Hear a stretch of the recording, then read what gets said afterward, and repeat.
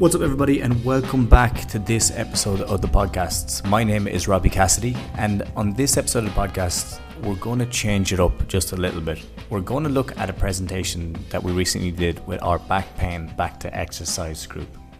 And the title of this presentation was Variability, Safety, and Spinal Recovery. And what we were looking at is how do you really take that holistic approach to healing? What kind of beliefs and ideas and concepts you need to have in your mind so that you can make longer term progress. The thing is that often you'll find when you go to physio, you just get random exercises and they say do this and do that and try these out. But the thing is that in a lot of cases, it's not that you need to just add more exercises, it's that you need to understand why the system is reacting in a way that it is. Now, I'm going to let it run. It's about 10 or 15 minutes. And then at the end of this, what we usually do is we do a Q&A with everyone that's on the call and we go through everyone's case in detail. And we look to try and incorporate some of the stuff that we talked about on the presentation, as well as the action plans of what we had the week before when we were chatting to them as well. Now, I cut the last bit out because obviously there's more private information in that. And I don't want to just be putting out everyone's details in a podcast.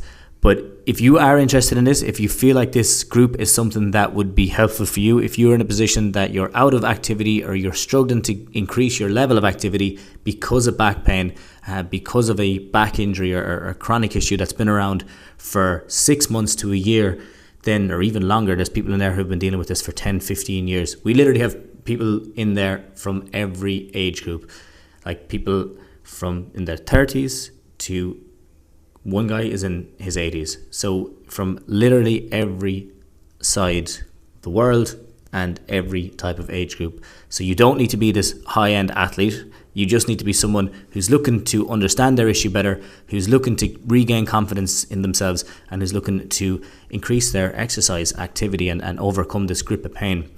So if that sounds like you, definitely check out the back pain group. I'll leave a link in the bio and you can book in for a call and we can see if you're a good fit. But otherwise, I hope you enjoy this presentation. What's the benefit of this exercise?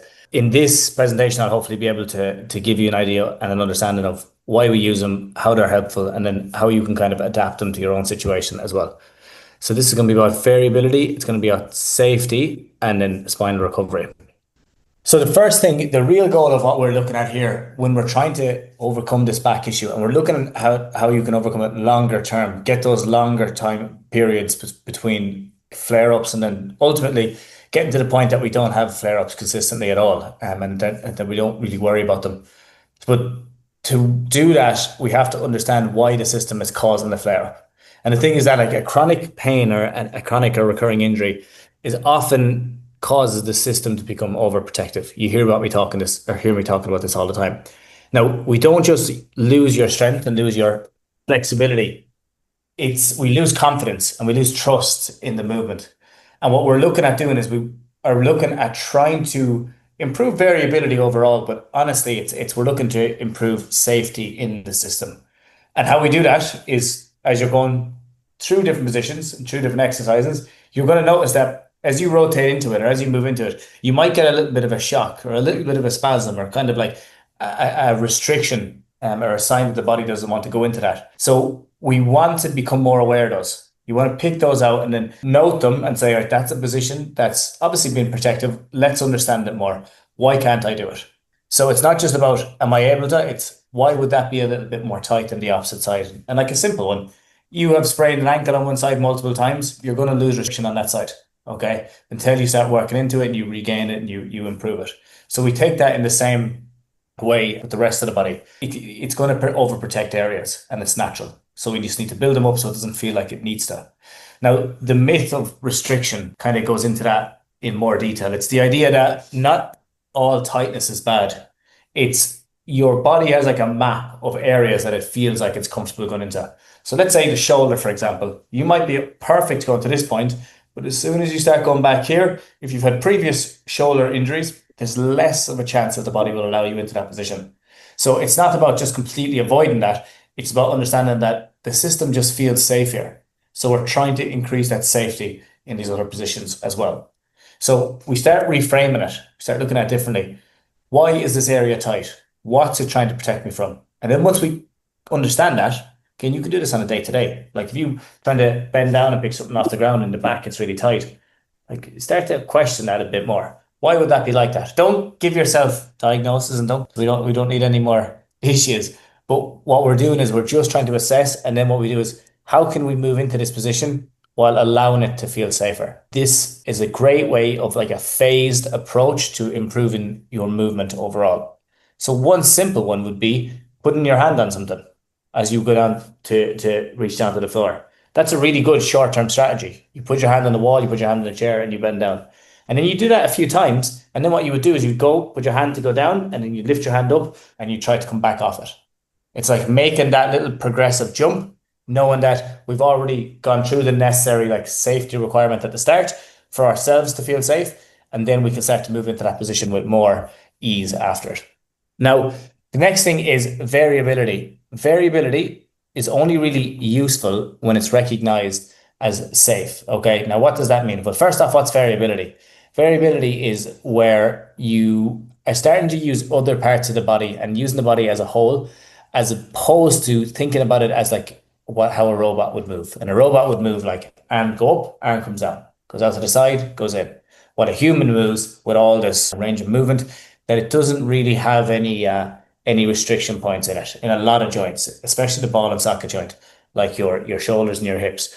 Now, when we're looking at variability in the spine, what happens sometimes is that we become robotic in our movement. So it reduces, like let's say an L5 disc bulge, okay? And I'm just going to give you an idea here. This isn't necessarily the only reason, but it gives you an understanding. So the L5 disc bulge often happens when people get moved or shift into an anterior position or anterior pelvic tilt and then get stuck in that so they don't actually feel able or they're not allowing the body to get into a posterior tilt. So they start to anchor everything on one specific point. So what we're looking at doing is we don't just need to add in a load of variability here, but first off, we need to understand why are we anchoring on that point first? Like why doesn't the system trust the other parts? And the thing is, if you start to think of your movement, now this is getting into the real conceptual side, but if you start to think of your movement like a language, like the nervous system doesn't fully understand it yet, but with time and testing and in different places and different experiences and that, it'll start to improve.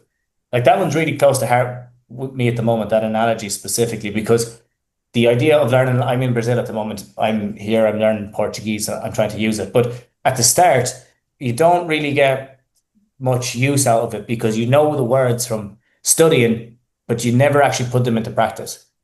And it's the same with movement. And then you start to figure out situations. You go into a cafe and you use that multiple times and you get really good and fluid at using it there. And then a restaurant and then introducing yourself. You have these little sections that you become good at using that language. And it's the exact same with movement. You start to understand, okay, this pattern feels good. I can walk. That's perfect. I can't really run because I don't like that just yet. But I can jump on a bike and that feels good. And then what we're trying to do is trying to connect them. Well, how can we connect these different parts? How can we maybe go for a walk, but then include a light jog and then come back out of it? Like there'd be no point in me going up on stage and trying to present, because God, whenever I tell people I'm a physio, everyone asks me about an injury that they have. But there'd be no point in me jumping up on stage and trying to present on back pain in Portuguese.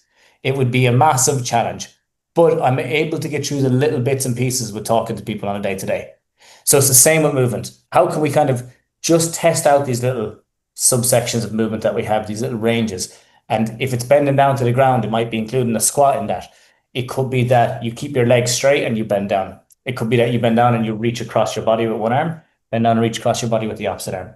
So the thing is that we're not always looking to just push new patterns all of the time, every single week, but it's about adapting the little patterns that we have. Can you rotate a little bit more? As I was saying, reach across the body. Can you shift your weight without like having all this tension where you're bending down to the ground, and instead of really tensing and protecting yourself, can you just bend down, take an inhale, exhale, shift over to one side and come back up. Bend down, shift over to the opposite side, come back up. Little transitions.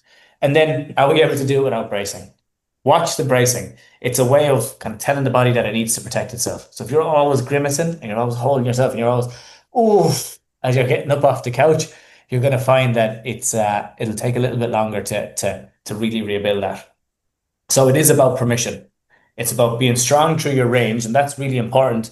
But you're also trying to calm the system down, calm the protective response down so it's not in high alert. And then your safety comes with just testing out those movements, having a bit of evidence that you're able to do it by going in and out of it multiple times. And then you start to add in your load and your strength. And that's exactly why the program is the way it is. That's why we have lots of random exercises. Like you go from thoracic rotation and then you go into like a scorpion, or you might go into like a glute bridge and then you come back and you come into like an iron cross. There's like a mix of multiple different exercises.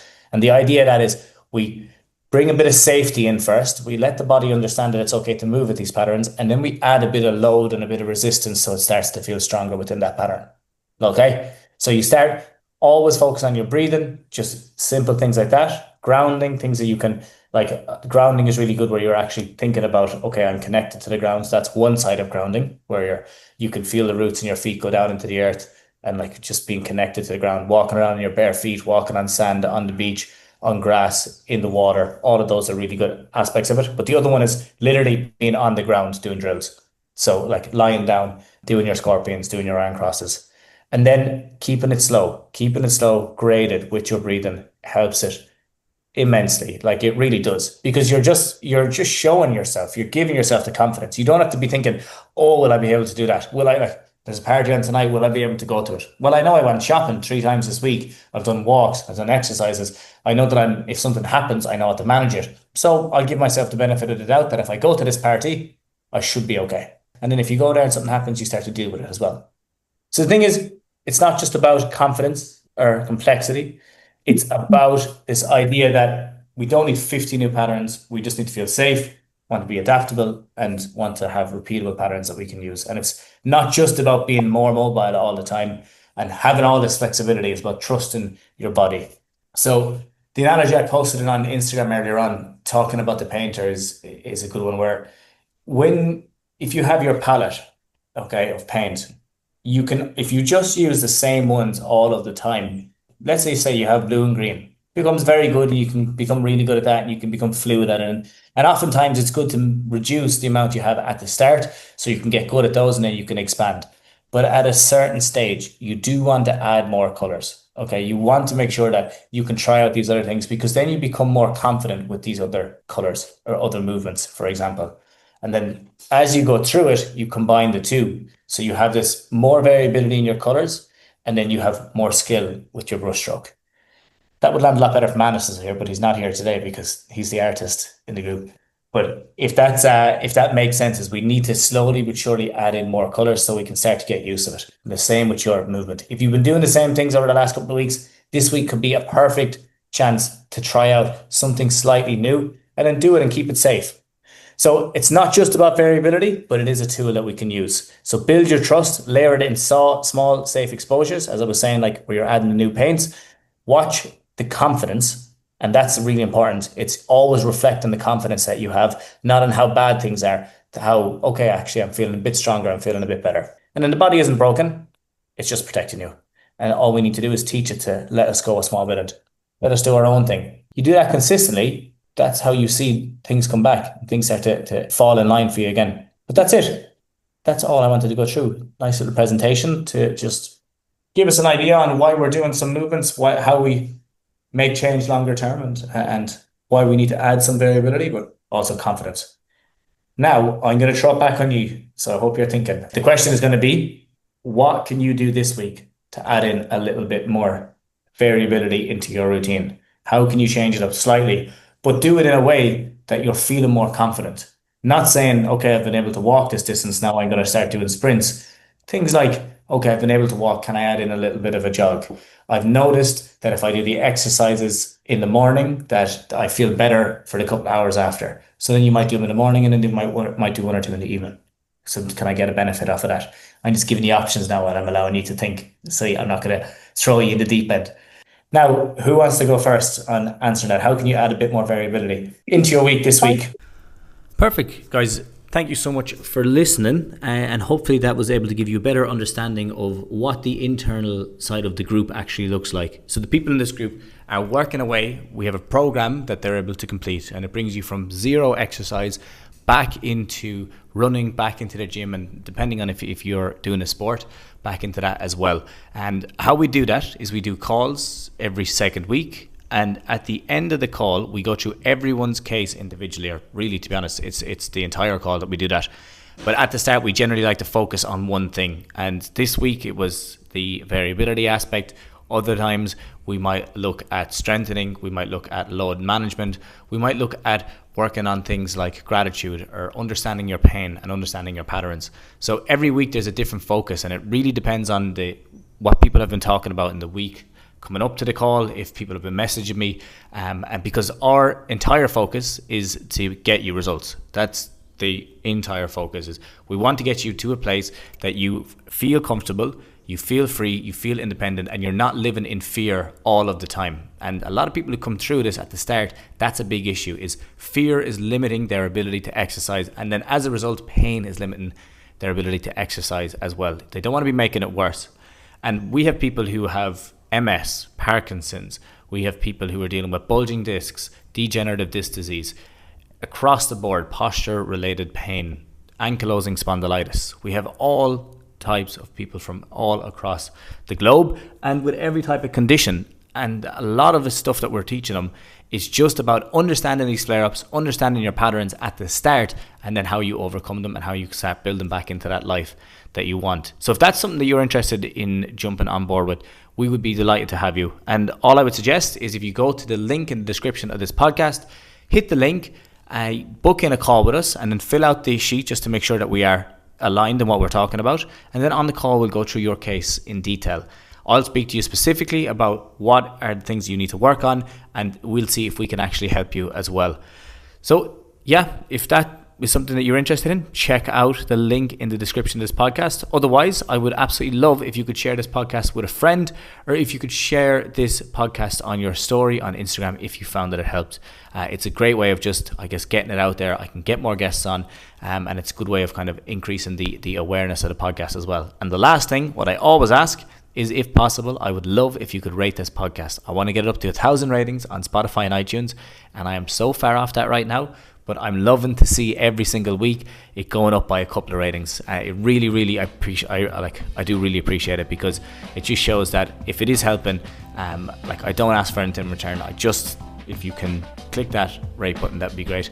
And honestly, if you feel like you need help, perfect, reach out and jump on a call. And if you don't, and if this podcast is helping, then always I'm open to suggestions, so you can send me them on Instagram at RobbieCassidy_, or you can email me at info@themobilitytutor.com. But that's all from me, and I will chat to you all at the same time next week. Have a good one.